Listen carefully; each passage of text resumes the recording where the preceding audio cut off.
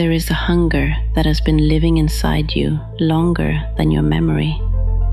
It coils beneath the ribs, ancient and wordless, waiting for a permission that was never granted. When you have Lilith in the second house, she is pointing at that place.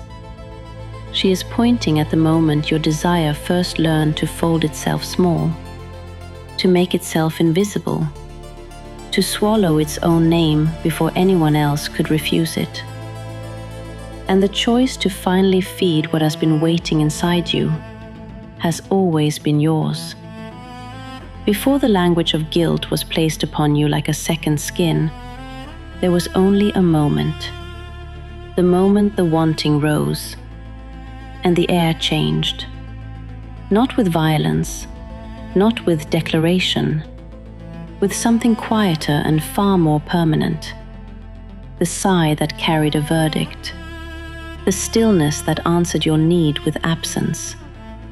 The slow withdrawal of warmth, teaching you without a single word what desire costs. Your wanting is a taking.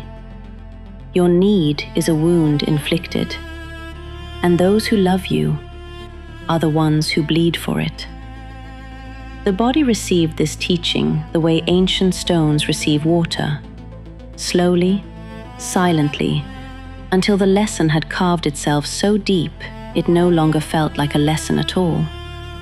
It felt like truth. Some bodies answer by entombing the need entirely.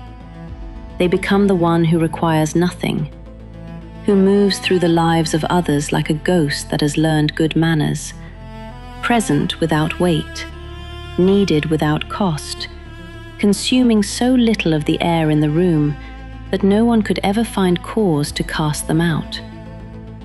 Other bodies answer with the opposite incantation. They reach, they consume, they claim with both hands, not because what they devour ever truly satisfies, but because somewhere beneath the grasping, something ancient is still clawing at the walls. I am allowed to want. I am allowed to reach. I am allowed to take up space in this world. Two different spells cast over the same wound. One buries the wanting beneath silence and sacrifice.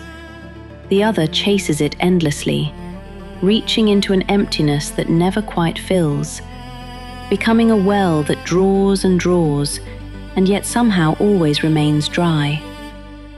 A body that learned, long before it had words for the knowing, that desire was a dangerous thing to carry, and that love was the price it would be made to pay for the crime of needing at all.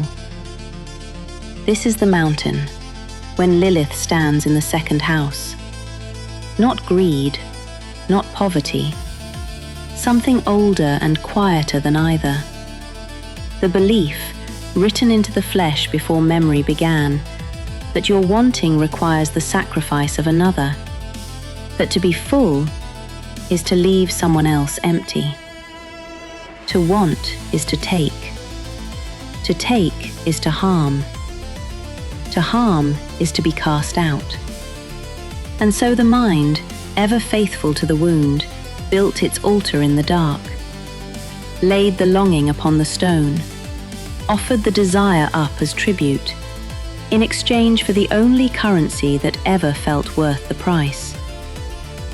If I consume little enough of this world, perhaps I will be permitted to remain in it. This is the shadow. Not because the wanting was ever wrong, but because somewhere in the marrow of you, desire stopped feeling like a right and began feeling like a confession. And here, exactly here, the initiation begins. Lilith does not ask you to become more. She asks you to walk backward through the guilt, through the offering, through the altar, through the ancient verdict, to the self that existed before it learned that love required the starvation of its own longing. This is not punishment. This is a summoning to stop presenting your need as an apology, a call to stop mistaking the endless reaching for the satisfaction it was never going to bring. And beneath all of it, a pull toward the truest freedom there is, not wanting less, not wanting more, wanting from a place that was never empty to begin with. The choice to stop looking away, the choice to see what Lilith has been pointing toward all along. You can keep entombing the desire. You can keep reaching into the dark for something that never quite arrives. Or you can turn toward what has been waiting beneath both, the self that was always allowed to be full. But if you stay, if you choose to ask the questions that remake you, what if your fullness does not cost anyone else their own? What if the desire you buried, or the emptiness you kept trying to fill, was never a wound you inflicted on the world, but a wound the world inflicted on you? And what becomes possible if you finally allowed yourself to be satisfied? Because Lilith has never demanded you become more. She has only ever asked one thing. Are you willing to see that your fullness is not theft? Because the moment you answer, desire is no longer your prison. It becomes your inheritance.